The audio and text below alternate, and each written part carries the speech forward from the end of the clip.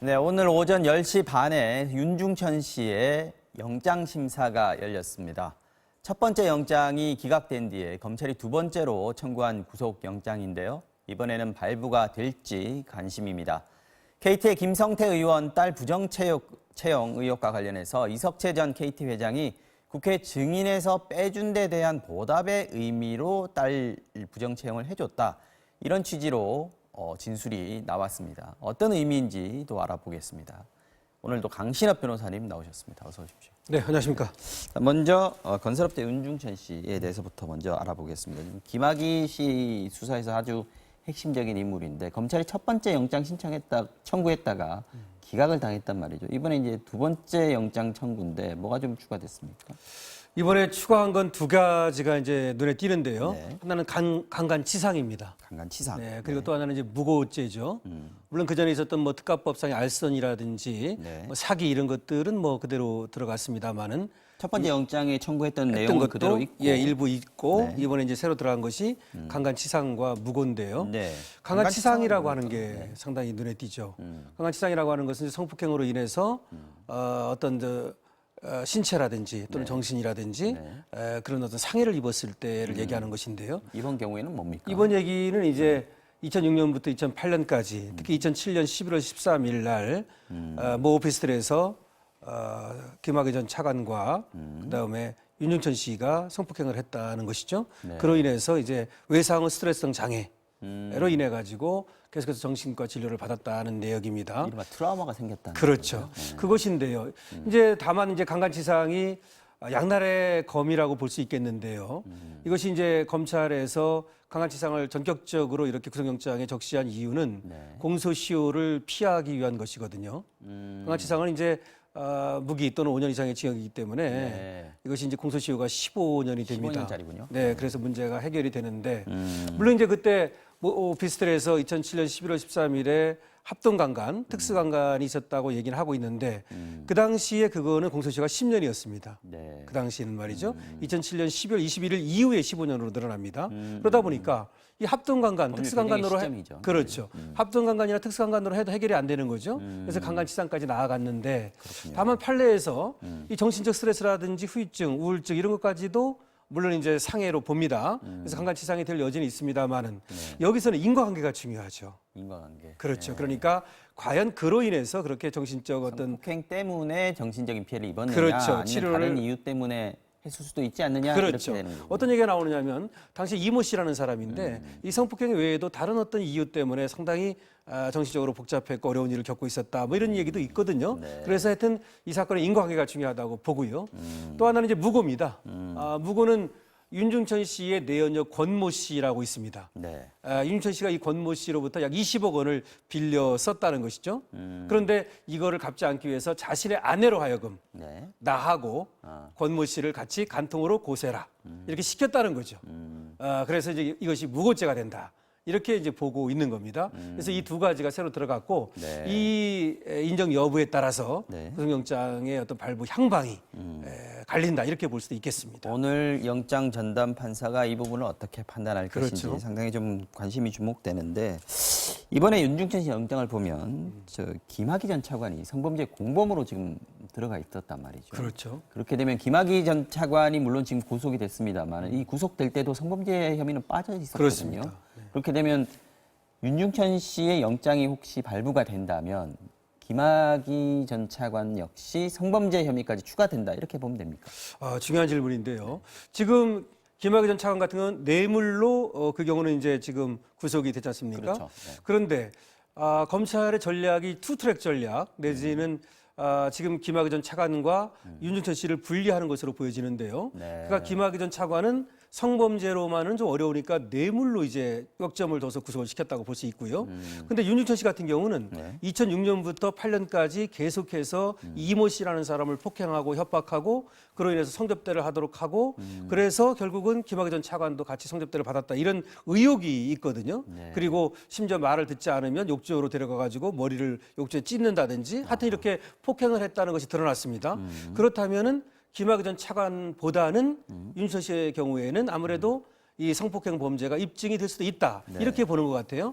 오히려 다른 범죄보다는 이 윤중천 씨 같은 경우는 성범죄로 구속을 한번 시켜보려고 전략을 짜는 것 같습니다. 만약에 그런데 김학의 전 차관 같은 경우는 그렇다고 해서 이 성범죄를 다시 뭐 구속이 이미 됐기 때문에 다시 문제 삼을 필요는 없는 거 그거는 이제 나중에 기소할 때 네. 기소할 때 넣으면 되는 거거든요. 그래서 결과적으로 만약에 여기서 윤중천 씨가 이 성범죄로 구속이 된다면 네. 김학의 전 차관도 나중에 기소를 할 때 공범으로 적시를 해서 기소를 할 것으로 이렇게 볼 수는 있습니다. 사실 이제 이번 사건의 핵심, 국민들이 여기에 관심을 갖는 가장 큰 이유가 이게 성범죄, 권력자에 의한, 권력이 큰 사람에 의한 여성에 대한 성범죄가 있었고 그걸 덮기 위해서 부실 수사가 이루어졌고 무마했다. 이게 이제 가장 큰 의혹이지 않습니까? 이게 이제 실질적 진실을 밝혀야 되는 게 이번 수사인데. 그렇습니다.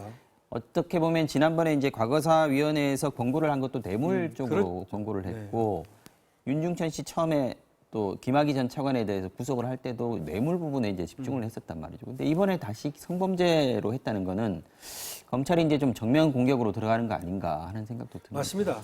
원래 문제가 됐던 것이 성범죄가 문제가 됐던 거고 이것도 이제 권력을 이용해서 말하자면 이제 여성을 농락하고 또 그럼에도 불구하고 권력을 이용해 가지고 결국 이제 빠져나간 것이 아니냐. 결국 이제 권력과 유착 관계 뭐 이런 것들이 문제가 되다 보니까 사회적 비난도 많았던 것이고 이렇게 재수사까지 온 것이거든요. 그래서 성범죄를 정면으로 어떻게 보면 공격하는 것이 맞습니다. 그러다 보니까 저번에 이제 뇌물은 김학의 전 차관의 경우에는 그렇게 이제 구속을 시키기 위해서 뇌물죄에 집중했다면 이번에는 이제 정면 공격을 했다 이렇게 볼 수 있고 이 여부에 따라서 앞으로 이제 김학의 전 차관이든지 이 윤중천 씨든지 간에 이 성범죄 문제가 수사의 탄력을 또는 재판의 탄력을 받을 수도 있고 아니면 이것이 이제 또 뭐 동력이 꺾일 수도 있고 그렇습니다. 그래서 오늘 윤중천 씨의 영장이 발부되느냐 안 되느냐 이 부분이 상당히 중요할 것 같습니다. 그렇죠. 지켜보도록 하고요. 네.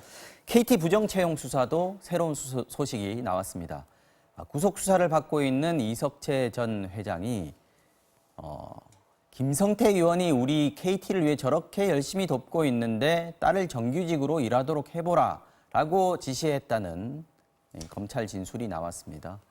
김성태 의원이 뭘 그렇게 열심히 도와줬다는 겁니까? 글쎄요, 이제 이것이 국정감사가 있었거든요. 2012년입니다. 예, 국회 환노위입니다. 네네. 여기에 당시 김성태 의원이 여당 간사였습니다. 당시는. 네. 그랬는데 이석채 당시 KT 총수를 증인으로 부르는 문제 여기에서 이제 증인으로 나오지 않도록 네. 그렇게 힘써줬다. 뭐 이런 얘기가 되겠는데요. 그래서 당시에 은수미 의원이 있습니다. 민주통합당이었죠.